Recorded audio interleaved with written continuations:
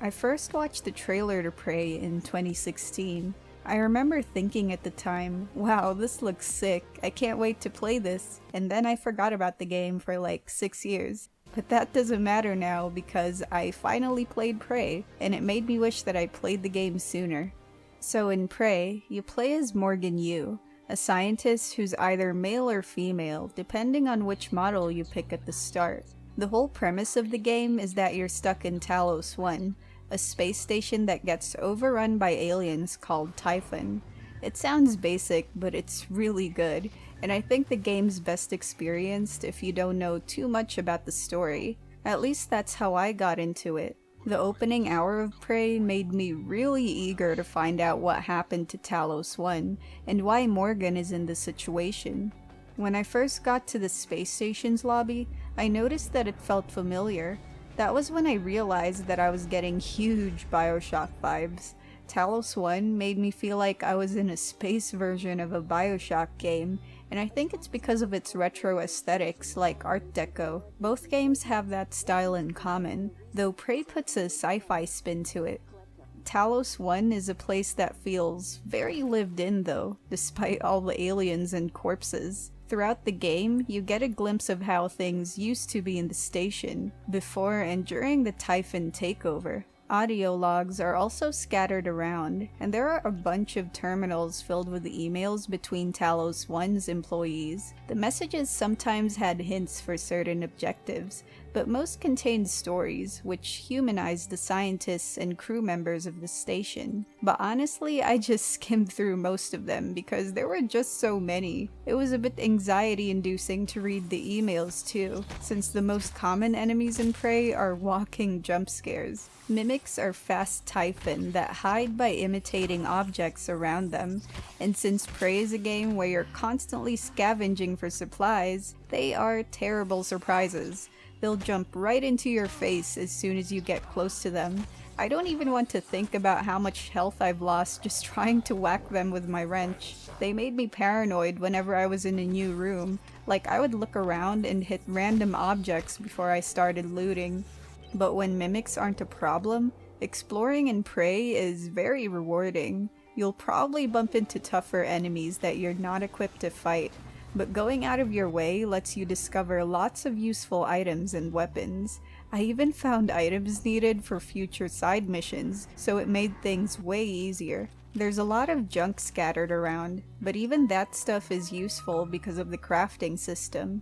Along with duplicates of certain weapons, you can recycle junk into materials, and if you find fabrication plans, which are kinda like blueprints for crafting, you'll get to fabricate all kinds of items using recycled materials. I loved using both of these machines in the game because they gave me a dopamine rush. Recycling things dispenses a bunch of materials, which was really satisfying to watch, and the fabricators functioned like vending machines, so it takes all the materials required for whatever you're crafting and drops it out for pickup. It's such a simple system, yet it gets the job done. Apart from scavenging everything, one of the best things about exploration is that there are multiple ways to access everything. The game lets you explore any part of the space station once it's unlocked, so you're rarely limited to main story locations. Like if there's a locked door and you don't have the hacking skills to get through it, you can just look for a window to break through or a maintenance hatch to squeeze into. I had a more aggressive playstyle in this game, but the hidden paths were perfect for sneaking around and avoiding combat. One weapon that's amazing when it comes to exploration is the glue cannon. It's good for freezing enemies, but it's even better for making bridges and platforms. I've used it to reach places that were high up or inaccessible early in the game. It was kinda crazy how versatile it was. Like I couldn't help but think twice when the time I spent platforming and firing glue balls on every surface possible paid off. But that's what's cool about Prey. It encourages so much creativity that it makes you feel like you're breaking the game. Prey's first few hours were hard though, mostly because you start off with only a wrench and a limited amount of weapons. I struggled to explore the space station, especially when different types of Typhons started appearing. The phantoms in particular could move in a blink of an eye, and they dealt elemental damage that hit really hard. I died so much to them that I would save my game before entering new rooms. It doesn't help that the game doesn't autosave before every encounter, so manual saving was my biggest strategy. No, wait, it was actually my second biggest strategy. The first one was using sinks and drinking fountains. I didn't want to waste my limited supply of medkits and food, so when I noticed that activating faucets restored 1 health, I exploited it. I swear, the bathroom sinks in this game saved me so many times. I have great memories of just running back and forth between the 2 bathrooms in the lobby, activating the sinks one by one.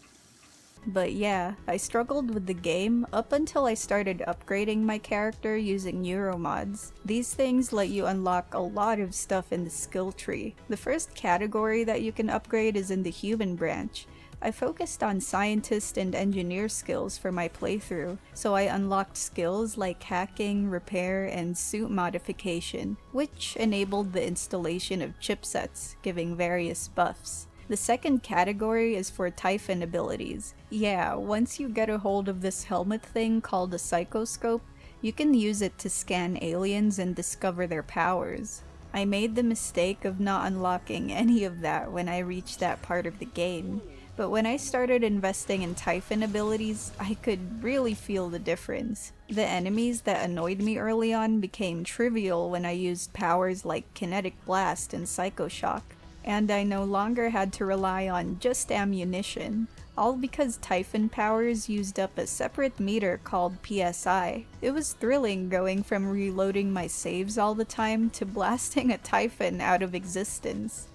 But it wasn't always a smooth ride. Stronger Typhon and different enemy types are introduced the more you progress through the game. All of them can be dealt with in multiple ways, so you can go for their weakness or just blast them away with a shotgun. Still, there were times where I completely avoided them out of risk, particularly for side missions. And it doesn't help that the objectives usually weren't exciting, like characters mostly gave errands.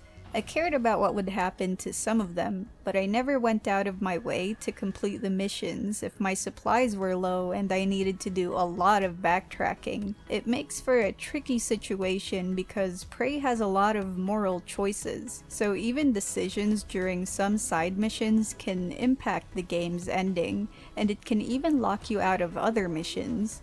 Since I only completed the missions that I wanted to do, I was actually lucky with how it all played out, I think. Overall, it took me a little more than 25 hours to beat the game. I spent a lot of that time scavenging different areas and doing side missions, but I think half of my playtime was spent on the loading screens. I know that this isn't a problem on PC and next-gen platforms, but I played this on a base PS4, so it was pretty bad. I mean, I didn't mind it at the beginning, but the later sections of the game had more backtracking, so the loading screens were painful. But if you don't mind that stuff, it's perfectly playable, of course. So yeah, Prey is a great game. The story went for a few cliches towards the end, but I still had my mind blown by it. And I love how the gameplay doesn't provide the same experience for everyone. There's just so many ways to play this game, from the missions to the weapon choices and Typhon abilities. Like, I barely used the ability to morph into objects, but I'm sure someone out there found some really cool uses for it. If you want to experience Prey yourself, I highly recommend it. And I also recommend Prey Mooncrash. Yeah, I won't be ending the video just yet because I wanted to talk about this a little bit. So after I finished Prey, I started playing the DLC Mooncrash. This one's best played, by the way, if you've already gone through Prey's main story, so there might be some light spoilers here. Prey Mooncrash basically has you playing as someone who's playing a simulation of the Mooncrash incident. So it's a video game within a video game. After choosing your character, you'll be dropped into a simulation with different objectives to complete, though your main goal is to escape the moon base. While the DLC is similar to the main game, there is one twist to it. Mooncrash is a roguelike, so you need to play through it over and over again to make progress. By the end of each run, you get rewarded with points that you can use to fill your character's inventory before starting all over again. This made for a gameplay loop that was incredibly addicting. The moon base would have slight changes each time you did a different run, so the experience was never the same. And there's the added challenge of having more characters unlocked. If one character escapes or dies, you can continue playing through the same simulation as the next one. The difference is, if you've already looted areas, or say, used the escape pod on the previous character, then those things wouldn't be available unless you reset the simulation. The corruption level raises the stakes too. It kind of functions like a time limit.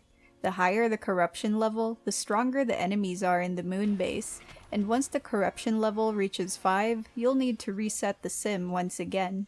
All of these things make Mooncrash far more intense than the main game.